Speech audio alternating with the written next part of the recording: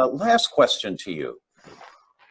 If a clinician finds their patient comes back in a blood test and they have elevated antibodies, IgG antibodies to gliadin, to a peptide of wheat, should that be enough for them to take heed and investigate further whether wheat is contributing to it, to the patient's distress, irrespective of what the presenting complaints are?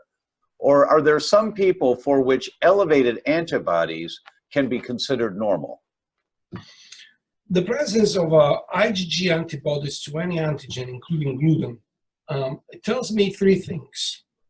One that I know already. This individual is exposed to this factor because he's eating gluten.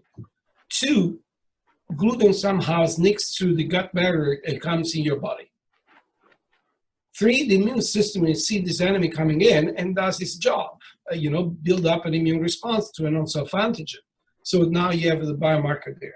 So that's the only thing that you can really extrapolate by the presence of these antibodies. Now, if this is a context of a disease, you can argue that this may be part of the pathogenesis why you break tolerance to gluten or anything else that comes together with gluten, because when you leak to everything.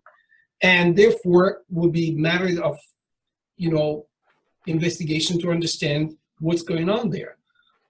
But again, as I was telling you, if you have simply a leakness of the gut and nothing else, you may have these antibodies in your blood and not being sick. And in matter of fact, these antibodies sometimes are found in people that are completely healthy. It just tells you these three facts.